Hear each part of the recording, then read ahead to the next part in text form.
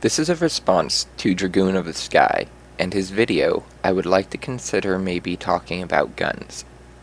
You seem hesitant to talk about this, and I am too. While I can't tell why you are, I know I'm hesitant because of the highest state of emotion surrounding the topic of firearms. You seem to want respectful conversation about this, and so do I. I must say, it's a bit hard to know where to start with this. You didn't suggest any action, or at least I hope the question you asked wasn't something you are supporting.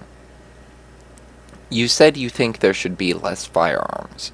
I mean no disrespect when I say that I think your statements on this boil down to more guns, more gun crime, and that has some legitimacy to it. But you don't turn a blind eye to other forms of violent crimes like many people in the gun control camp, and I like that. I must say, I'm a little surprised about the graphs you showed regarding crime in the UK and Australia. I don't pay much attention to statistics, but I was under the impression that laws regarding weapons normally have a short-term decrease in crime regardless of the direction of the laws. I guess I need to pay a bit more attention to the stats I read. To the question at the end of your video, if guns were banned and bought back, what would be the mechanism of massacre? I hope you don't mind that slight rephrasing, and I assume that making one's own gun would also be banned. The answer is bombs, knives, illegal homemade guns, or simply guns from other places. It might sound cliché, but those who wish to do you harm will find a way for the most part. There is one way to avoid that rule, though. You see, if you make it not worth that person's time to harm you, then they will not harm you. That's the idea between peace through superior firepower, or mutually assured destruction. I hope you don't think I'm insulting your intelligence, but I'd like to explain the concepts of peace through superior firepower and mutually assured destruction, as I find that some people have a slightly childish understanding of this, where the bigger gun you have, the bigger bully you are. Let's say you have nothing, and your aggressor has a stick. You won't do well. Now you grab a stick, but they won't fight on even terms, so they bring a machete. Now you get a machete. They bring a sword.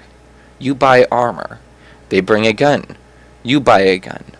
Now what? I'll humanize the aggressor a little bit. They have a grandmother, and she lives right underneath you. They could bring a bomb, but they might hurt grandma.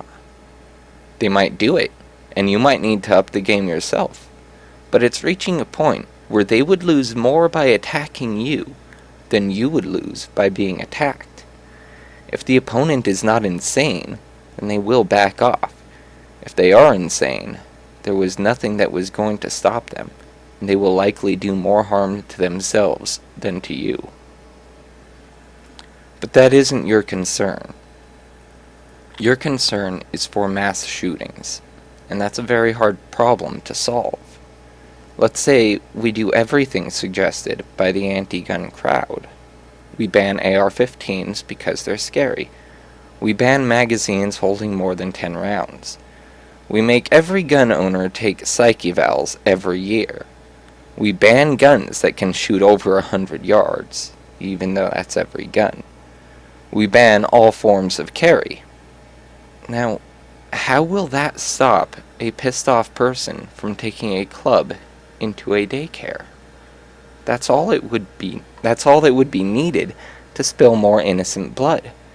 And that's the concern, right? To save lives.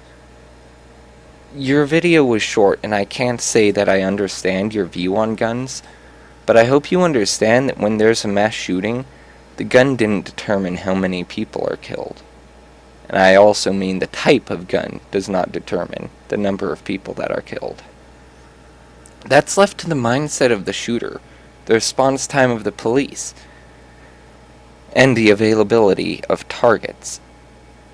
It's true that there have been shootings that were stopped by people around who were armed, and some who were not armed. It's also true that armed people have failed to stop those situations. Despite this, for the most part, someone who is hell-bent on killing and dying in the process, they will try to make it worth their while. I think you should ask gun owners why they like guns.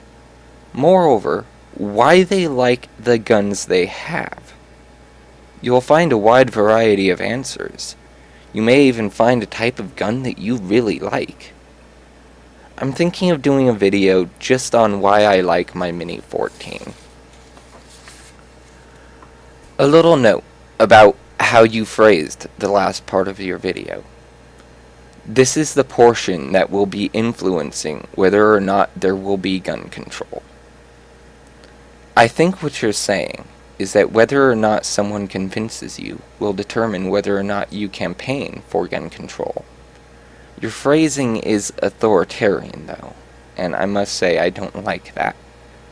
You simply need to remember the same thing that everyone in a free society must remember. My rights stop where others' rights begin. I don't get to pick the things you own, and you can't pick my things. Anyway, to end this, I would like to thank you, Dragoon. I've been thinking of doing some reply videos, and I didn't want to start off with the typical angry replies to false claims. You kindly asking for some interaction was exactly the sort of thing I'd like to start off with. Maybe with mutual respect, we can better understand and react to the problems in our society. And I also very much like your background here. Good day.